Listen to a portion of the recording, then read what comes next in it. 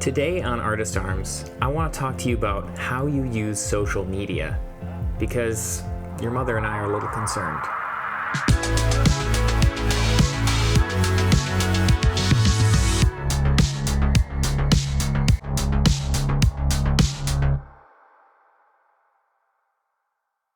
As important as it is to learn and develop skills on your own, it's also really important to learn how to network with other people who have skills that you don't, and to be able to build an actual community of real people around you, not just friends that you have on the internet.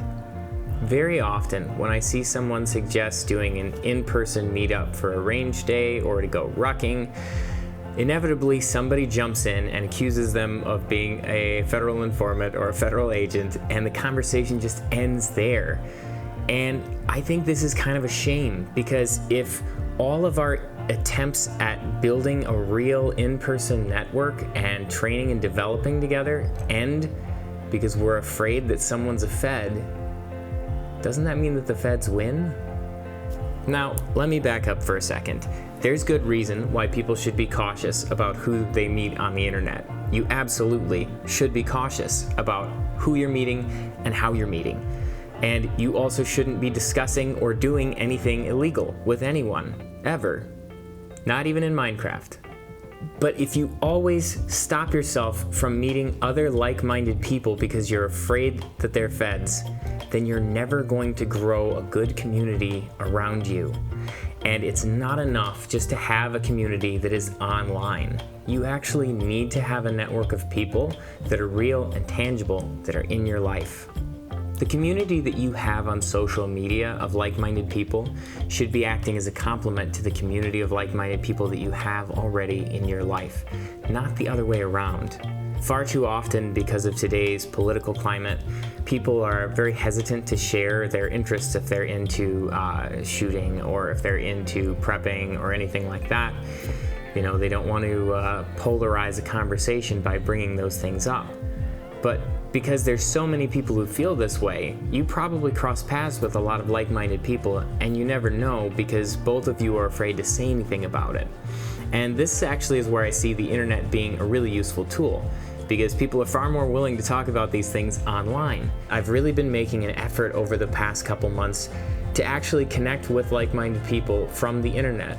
And I have to say, so far, it's been really, really rewarding. There are a lot of really great people out there. Of course, there's always going to be bad actors. The internet is just like real life. There's a lot of cool people on there. There's also a lot of crazy people on there.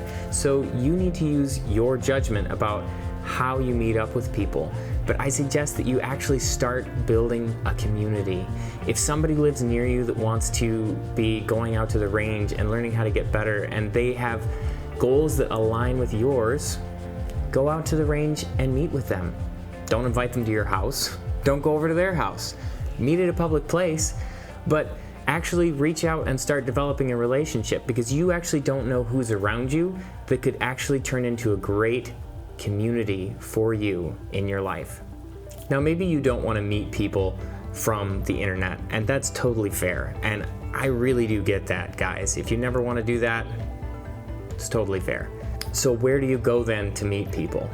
Well, I would suggest that you make an effort to meet people at a church if you go to one.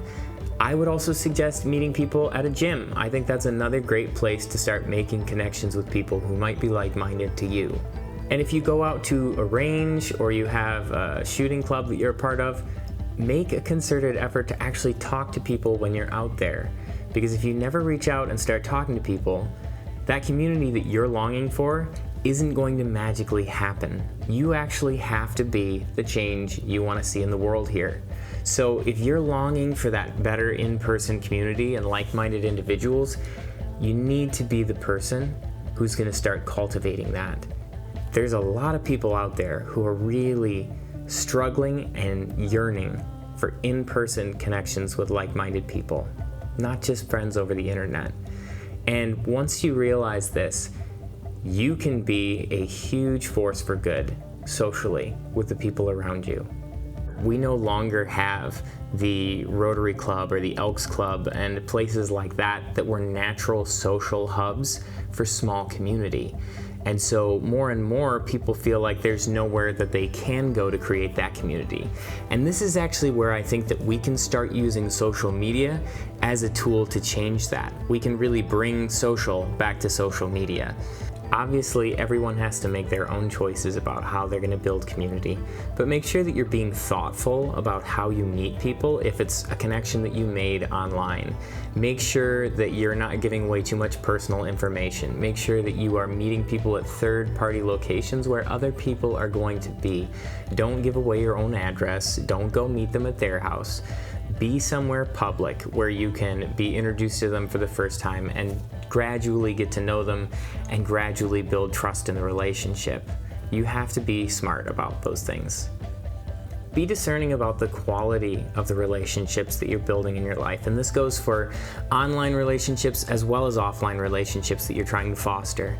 In Corinthians, it says, "Don't be misled. Bad company corrupts good character."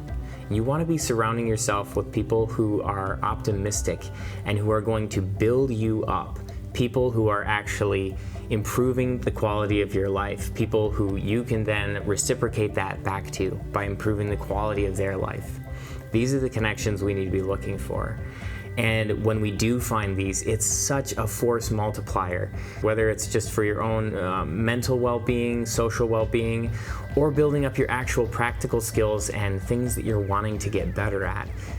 These are all going to be complemented when you find a good group of people that you can be a part of. What I'm really getting at here is that it's very important that we're fostering real community around us, not just online community. And I think that we can use online community to start creating that. But we need to be mindful so that we're actually making the effort to do that, so that we're improving the quality of our lives.